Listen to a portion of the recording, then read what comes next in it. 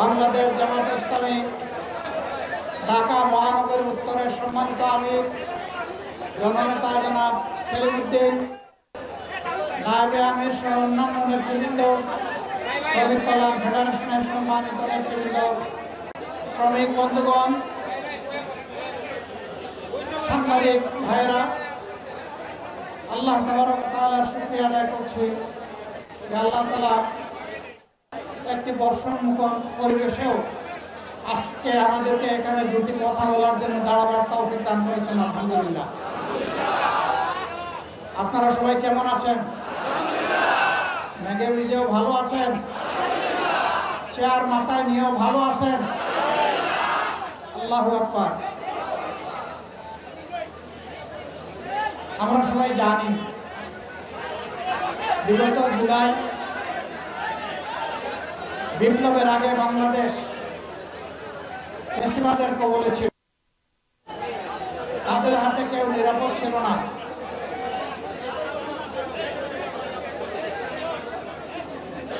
তাদের হাতে কেউই নিরাপদ ছিল না।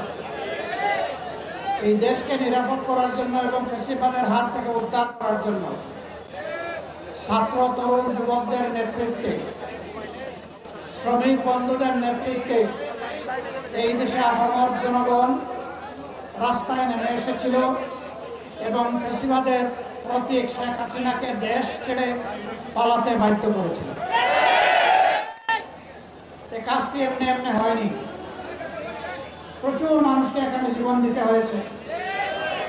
আমাদের হাতে হাজার খানেক মানুষের নিশ্চিত ঠিকানা সংরক্ষিত আছে। তাদের মধ্যে 60% মানুষ শ্রমিক, আর সবাই মিলে 40%। এই শ্রমিকদের বেশিরভাগ আবার অত্যন্ত সীমিত আয়ের। তাদের নুন আনতে পান্তা ফুরায়, ভালো করে পেটে ভাত দিতে পারে না, কিন্তু নিজের পরিবারের দিকে তারা তাকায়নি।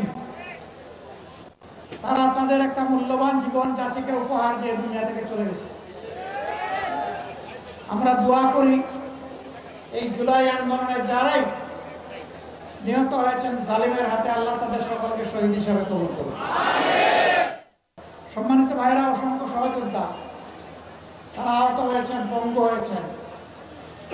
আজকে তাদের দাবির জন্য যেদিন জুলাই সনদে স্বাক্ষর হবে পর্যন্ত তাদেরকে রাস্তায় নামতে হচ্ছে। আমি মনে করি এই জাতির জন্য একটি লজ্জাস্কর। আমরা বারবার দাবি তুলেছি, তাদেরকে স্বীকৃতি দিন, সাংবিধানিক স্বীকৃতি দিন তাদের। কিন্তু না, আমাদের ইন্টারিম সরকার তা দেখাতে ব্যর্থ হয়েছে বলেই আজকে তারা সংসদের দক্ষিণ প্লাজায় অবস্থান নিয়েছিল। আমরা শুনেছি এখন সরকার এই বিষয়টা গুরুত্ব সহকারে নিয়েছেন, কিন্তু এর মাঝে কিছু অসুন্দর কাজ হয়েছে কিনা আমি নিশ্চিত না। যদি হয়ে থাকে তাহলে আমি ব্যথিত, দুঃখিত, লজ্জিত।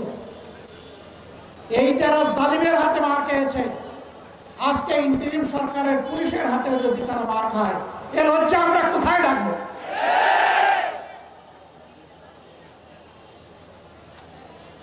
আমরা সরকারকে বলবো, দয়া করে নিজেদের দায়িত্বের প্রতি আপনারা সুবিচার করুন। আমরা আর তাদেরকে রাস্তায় দেখতে চাই না। আরো অনেকে দাবি দেওয়া নিয়ে নেমেছেন। অনেকের দাবি দেওয়ার জুলাই যোদ্ধাদের দাবি দেওয়া এক না। এটাকে ভিন্ন মর্যাদার চোখে অবশ্যই দেখতে হবে। বন্ধুগণ, আসলে যে সমাজের সর্বাঙ্গে ব্যথা, আপনি মলম লাগাবেন কোথায়? দুর্নীতিতে এই সমাজ পুরোপুরি ছেয়ে আছে। আগেও ফ্যাসিজমের সময় দুর্নীতি হয়েছে, এখন আরো বিপুল শক্তিতে এখন দুর্নীতি হচ্ছে। কোথাও মানুষের কোনো শান্তি নেই, নিরাপত্তা নেই, ইজ্জত নেই। প্রতিদিন চাঁদাবাজি, এইটা সেইটা কেন্দ্র করে অহরহ মহৎ হচ্ছে, দুর্ঘটনা ঘটে চলছে। এর তো সমাপ্তি অবশ্যই হতে হবে। কে করবে এই সমাপ্তি? যারা নিজেরা ধৈর্য ধরে দায়িত্বশীলতার পরিচয় দিচ্ছে, যারা দেশের মানুষকে নিয়ে আগামীর একটি নতুন বাংলাদেশের স্বপ্ন দেখে, তারাই কেবল পারবে এই যন্ত্রণা থেকে জাতিকে মুক্ত করতে। আমরা একটি নিপীড়িত সংগঠন, আমাদের সাথে যে আচরণ করা হয়েছে, এই পাক ভারত উপমহাদেশে কারোর সাথে সেই আচরণ করা হয়নি। বাংলাদেশের ইতিহাসে কারোর সাথে সেই আচরণ করা হয়নি। এক এক করে আমাদের 11 জন নেতা সহ হাজারো সহকর্মীকে হত্যা করা হয়েছে।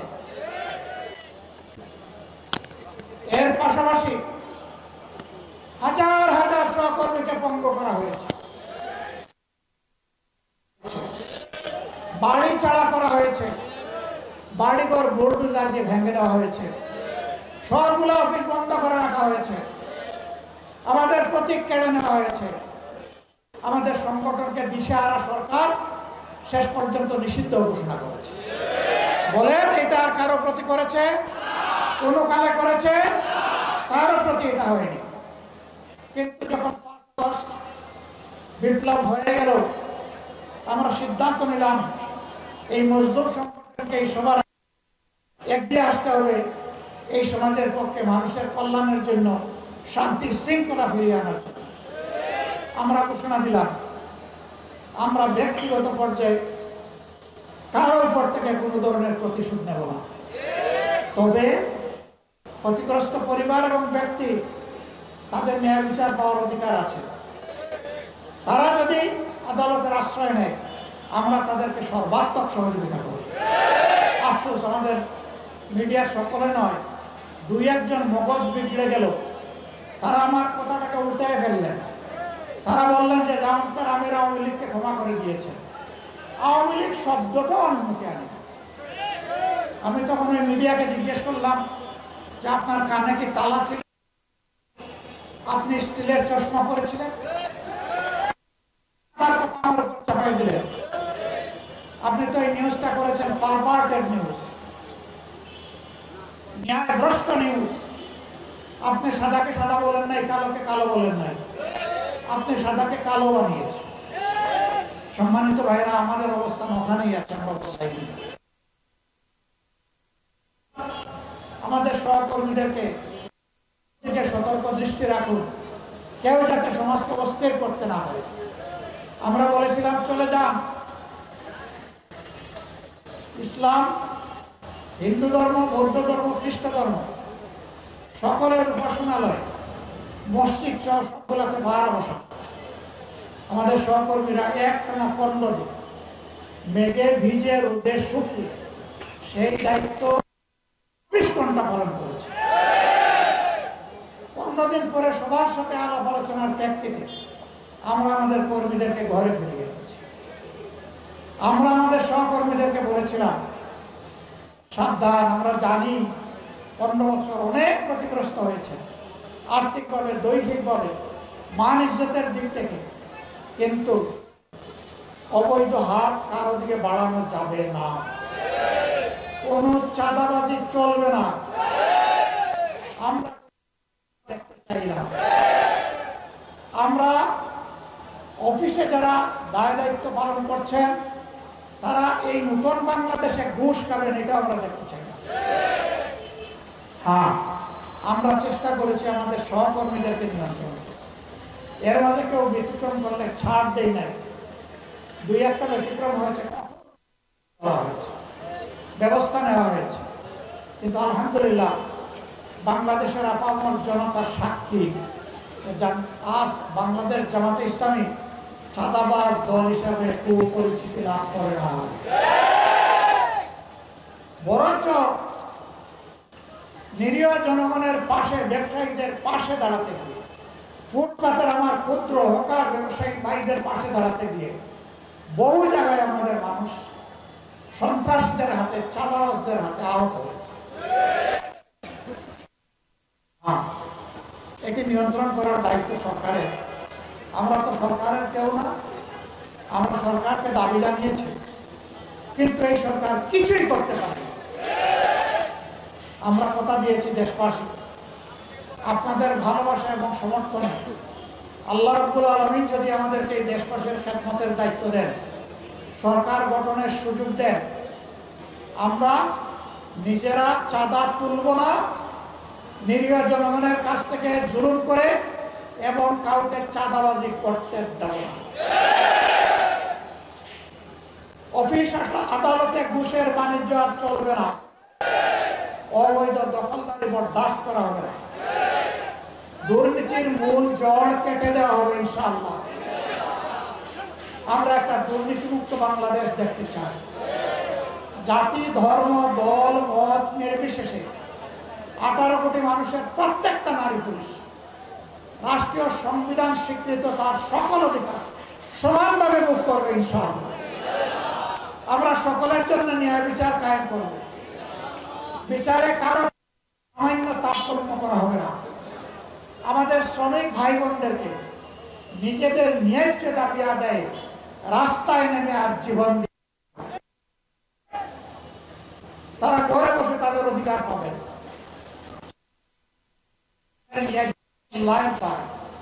তাহলে মালিকরাই উপকৃত হবে, তখন তারা সন্তুষ্টির সাথে তারা তখন কলকারখানার গতি বাড়িয়ে দেবে, এতে মালিকরাই উপকৃত হবে,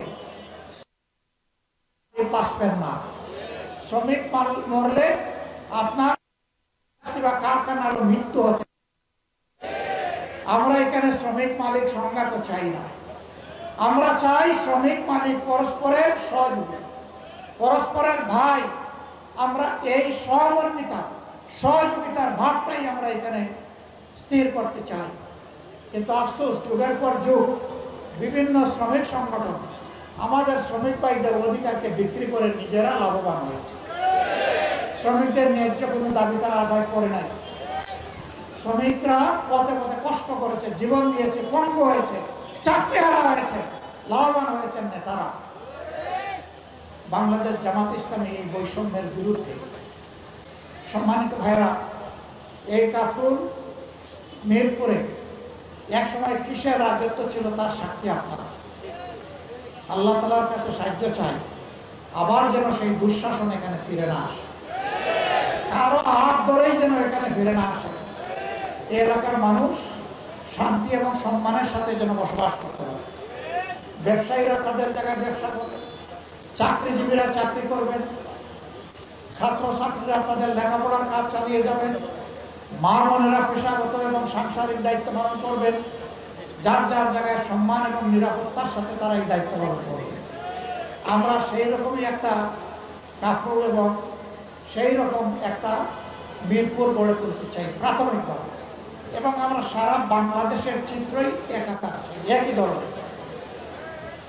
আমরা কোথাও উন্নয়নের ক্ষেত্রে কোনো বৈষম্য চাই।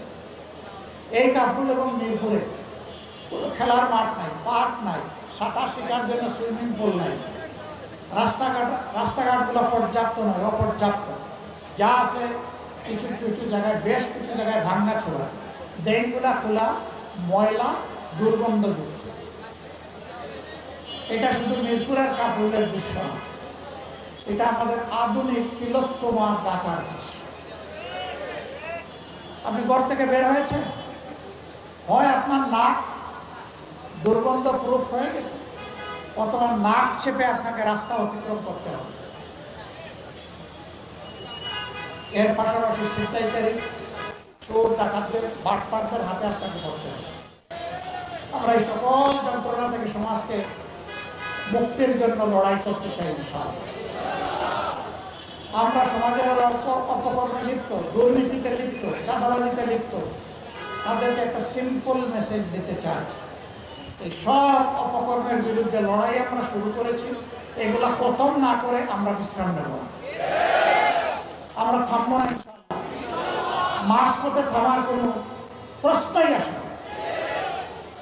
সব কিছুকে গ্রাউন্ড লেভেলে নামিয়ে না আনা পর্যন্ত আমাদের লড়াই অব্যাহত থাকবে। সেই লড়াইয়ের কি গর্বিত অংশীদার আপনারা হবেন? রাজি আছেন? বলবেন যে আমাদেরকে দিয়ে আবার ঘরে বসে থাকবেন কিনা? না না, আপনাদের সাথে পিছনে নয় সামনে থাকবো। আমরা জিতবো না হারবো এটা আল্লাহ তাআলার ফয়সালা, কিন্তু মানুষের জন্য, মানুষের মুক্তির জন্য আমাদের লড়াই আল্লাহর উপর ভরসা করে আমরা চালিয়ে দেবো। আসুন একটা নিষ্কলুষ শান্তি সৌম্যের মিরপুর কাপুর অহিংস একটা কাজ এবং মিরপুর গড়ার জন্য নতুন করে আবার আমরা শপথ নিই। দাড়িপাল্লা ইনসাফের প্রতি মহান আল্লাহর কাছে তৌফিক চাই। আল্লাহ তাআলার দেওয়া এই ন্যায়নিষ্ঠ প্রতীকের সাথে আমরা যেন কোনো ধরনের বিশ্বাসঘাতকতা না, আমরা যেন আল্লাহর দেওয়া এই প্রতীকের মর্যাদা রক্ষা করতে পারি। এই প্রতীকের কথা কালামে হাকিমে উল্লেখ করা হয়েছে, ইন্নাল্লাহা ইয়া'মুরুকুম বিল আদলি ওয়াল ইহসান। আল্লাহ তাআলা তোমাদেরকে নিশ্চিতভাবে নির্দেশ দিচ্ছেন তোমরা সমাজে ন্যায় বিচার সুবিচার কায়েম করো। এই মিজান, এই পাল্লার মাধ্যমে টেস্ট, তোমরা পাল্লায় সঠিক ওজন করো। এই ওজনের মানে শুধু মাল ওজন করো, মালের ওজন এবং মানুষের অধিকারের ওজন, সব কিছু এই পাল্লায় হবে ইনশাআল্লাহ। আপনারা দোয়া করবেন। কষ্ট করে এসেছেন, বৃষ্টির মধ্যে এসে দেখি এখানে বলা হচ্ছে দাড়িপাল্লার প্রতীকের স্লোগান, কিন্তু সবার মাথায় দেখি একটা করে চেয়ার, কারণ উপর থেকে বৃষ্টি পড়ছে। এখন আল্লাহ তাআলা রহম করেছেন, চেয়ার এখন আমাদের কোমরের নিচে চলে গেছে, এখন আর মাথার উপরে না। আল্লাহ রাব্বুল আলামিন আমাদের সবাইকে দেশের জন্য, মানুষের জন্য, আল্লাহর জন্য, আল্লাহর দ্বীনের জন্য, মানবতার জন্য, দেশের জন্য, বিদেশের জন্য, মানবতার যেখানে দুঃখে দুঃখে মরছে সবার জন্য আমরা কাজ করতে পারি। সোনার বাংলাদেশ, নতুন বাংলাদেশ, স্বপ্নের শহীদদের বাংলাদেশ, জুলাই যোদ্ধাদের বাংলাদেশ, 18 কোটি মানুষের প্রাণের বাংলাদেশ গড়ার জন্য আল্লাহ তাআলা বাংলাদেশ জামাত ইসলামকে কবুল করুন। আমরা একা ক্ষমতার সাহায্য নিতে চাচ্ছি না, ক্ষমতার কোনো সাহায্য নিতে চাচ্ছি না। আল্লাহ যদি সরকার গঠনের সুযোগ দেন, আমরা ইনশাআল্লাহ সবাইকে নিয়েই করব। এমনকি নির্বাচনে যারা আমাদের বিরোধিতা করবে তাদেরকেও বলবো, আসে এই মূলনীতির ভিত্তিতে আমরা দেশ থেকে দুর্নীতি নির্মূল করে একটা সুন্দর বাংলাদেশ, দুর্নীতিমুক্ত বাংলাদেশ গড়তে চাই। আপনারাও আসুন যদি এই নীতির সাথে আপনারা একমত হন। যারাই একমত হবেন তাদের ধর্ম কি, দল কি আমরা দেখবো না, তাদেরকে সম্মানের সাথে বুকে ধারণ করে একসাথে সরকার গঠন করা হবে এবং সম্মিলিত সরকার পরিচালনা করা হবে ইনশাআল্লাহ। সেই দিনটির জন্য আল্লাহর দরবারে কামনা করে আপনাদের সবার প্রতি গভীর কৃতজ্ঞতা এবং ধন্যবাদ জানিয়ে বিদায় নেওয়ার আগে দোয়া করি আল্লাহ তাআলা আপনাদের হায়াতে, সিহাতে, আপনাদের ইলমে আমলে, ইজ্জত এবং রিজকে বারাকা দান করুন। আল্লাহ রাব্বুল আলামিন গর্বের বাংলাদেশ